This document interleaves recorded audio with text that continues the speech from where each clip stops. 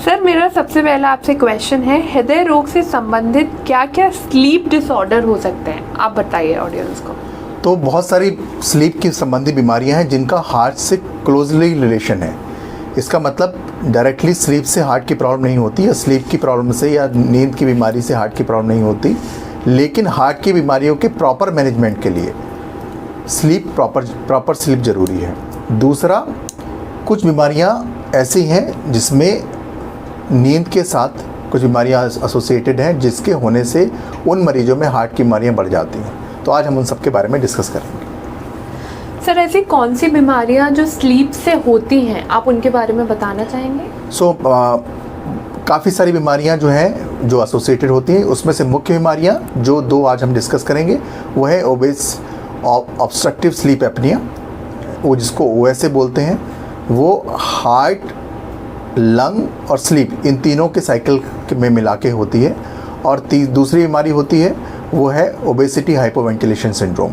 इन दोनों के मरीज पिछले कुछ महीनों में हमारे पास आए हैं, और जिनको कई बार ऐसा लगता था कि हार्ट की कोई बड़ी बीमारी है और हार्ट में कोई प्रॉब्लम हो सकती है, मेजर प्रॉब्लम हो सकती है, बट इन दोनों स्लीप की बीमारियों का इलाज करने से धीरे धीरे उनकी हार्ट की समस्या संबंधित समस्याएं भी धीरे धीरे कम हो गई। Okay sir, obstructive sleep apnoea के बारे के क्या क्या लक्षण होते हैं, इसके बारे में आप कुछ और बताना चाहेंगे? तो जनरली इस तरीके के मरीज, ऑब्स्ट्रक्टिव स्लीप एपनिया के मरीज जो होते हैं वो ओबीस पेशेंट या जिनको मोटापे की शिकायत होती है और घर पे खर्राटों की शिकायत होती है, वो हमारे पास सांस फूलने की समस्या से आते हैं। और अगर इनकी आप तह में जाएँ तो कई बार पता चलता है कि बार बार खर्राटों से इनकी नींद खुलती है। जब ऐसे मरीजों का एक प्रॉपर चेकअप कराया था तो पता चलता है कि कई बार नींद में इनकी खर्राटों की वजह से ऑक्सीजन भी कम हो जाती है, नींद भी टूट जाती है, उनका ब्रीदिंग पैटर्न भी ख़राब हो जाता है।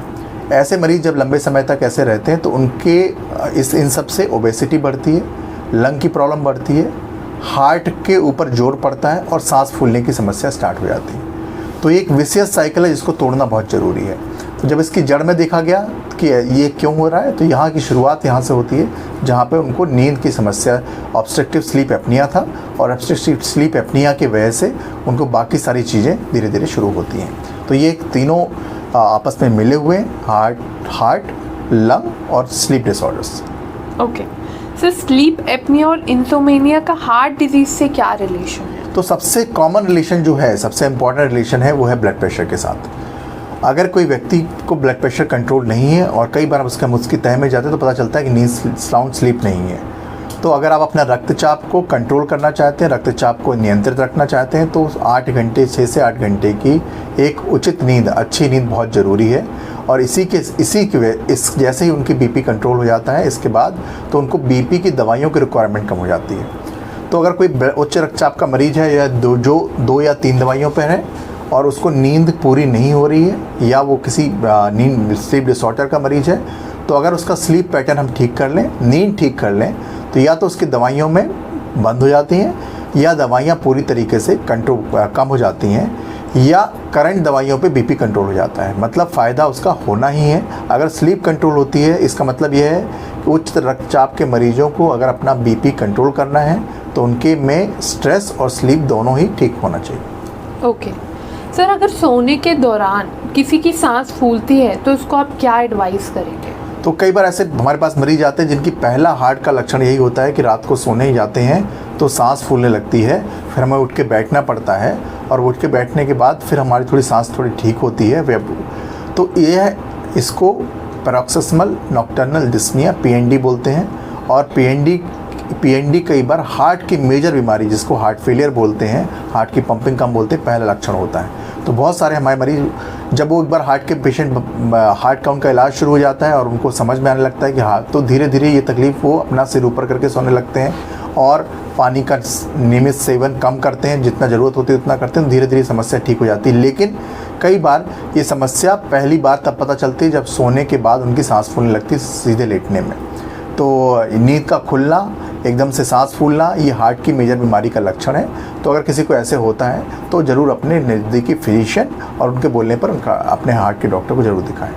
ओके सर, क्या स्ट्रेस और एंजाइटी की वजह से नींद डिस्टर्ब होने से ब्लड प्रेशर और कोलेस्ट्रॉल पर अफेक्ट पड़ता है? करंट एज में जहाँ पे स्क्रीन टाइम बहुत बढ़ गया है, उसमें ये अक्सर पाया गया है कि स्ट्रेस और एंजाइटी की वजह से लेट स्लीप, बहुत देर से सोने की आदत पड़ती जा रही है और इसकी वजह से पूरा स्लीप पैटर्न डिस्टर्ब होता है और जिससे ओबेसिटी, हाइपोवेंटिलेशन सिंड्रोम और अलग अलग अतिरिक्त बीमारियां स्टार्ट हो जाती हैं। तो ये बहुत ज़रूरी है कि अपना स्ट्रेस को लिमिटेड रखें। अगर आपको मेंटल हेल्थ की ज़रूरत है, आपको लगता है कि आपका स्ट्रेस आपसे मैनेज नहीं हो पा रहा है, तो एक डॉक्टर को या मनोचिकित्सक को संपर्क करें। लेकिन स्ट्रेस और नींद का सब ठीक होना बहुत ज़रूरी है आपके ओवरऑल हेल्थ के लिए भी, क्योंकि उससे वेट बढ़ता है, वेट बढ़ने से कोलेस्ट्रॉल बढ़ता है और कोलेस्ट्रॉल बढ़ने से हार्ट की बीमारियाँ भी हो सकती हैं। ओके सर, स्लीप डिसऑर्डर के लिए कौन से टेस्ट करवाए जाते हैं और इसमें कौन सी स्पेशलिटी इन्वॉल्व रहती है? तो ये एक ऐसा एरिया है, ऐसा जोन है जिसमें कार्डियोलॉजिस्ट, पल्मोनोलॉजिस्ट या फेफड़े रोग विशेषज्ञ और न्यूरोलॉजिस्ट तीनों की ज़रूरत पड़ती है। या तो किसी 2 की ज़रूरत पड़ेगी या 3 की ज़रूरत पड़ेगी या किसी 1 की ज़रूरत पड़ेगी, लेकिन मल्टीपल कंसल्टेशन ज़रूर लगते हैं इसमें। तो इस टेस्ट का नाम होता है स्लीप स्टडी, जो मल्टीपल स्टेजेस होती हैं, स्टेज 1, 2, लेवल 1, लेवल 2, लेवल 3, इस तरीके की स्टडी की जाती है। इसमें से लेवल जो हायर लेवल की स्टडी है वो न्यूरोलॉजिस्ट के संपर्क में रहने, न्यूरोलॉजिस्ट के अंडर होती है। बाकी जो लेवल की स्टडी होती हैं, लोअर लेवल की स्टडी होती हैं, वो कार्डियोलॉजिस्ट और पल्मोनोलॉजिस्ट के उसमें भी हो सकती हैं, जिसमें पल्मोनोलॉजिस्ट या फेफड़े रोग विशेषज्ञ आप उसकी स्टडी को मॉनिटर करते हैं और देखते हैं कि किस तरीके की इनकी फेफड़ों को बीमारी है भी या नहीं। ओके सर, स्लीप डिसऑर्डर है तो लाइफस्टाइल में क्या चेंजेस करें और कोई मेडिकल ट्रीटमेंट्स हैं जो इन्वॉल्व करने चाहिए? बिल्कुल, स्लीप डिसऑर्डर है तो पहले अपना रेगुलर वर्कआउट, वेट मैनेजमेंट, अगर आपके श्वसन अंग मतलब किसी को नाक का सेप्टम में खराबी होती है, किसी का जबड़े में कुछ खराबी होती है जो शायद सही तरीके से पता नहीं चल पाती, उससे उनको ऑब्स्ट्रक्टिव स्लीप एपनिया होता है, जिससे उनका पूरा स्लीप साइकिल ख़राब हो जाता है। तो अपने एक डॉक्टर से मिले, फिजिशियन से मिले, उनके कहने पर अगर वो नाक कान गले वालों से मिलाना चाहते हैं और ज़रूरत है तो उनको उनसे मिलें और उसके बाद अपना एक पूरा असेसमेंट करें कि किस लेवल पे प्रॉब्लम है और उस प्रॉब्लम को ठीक करें।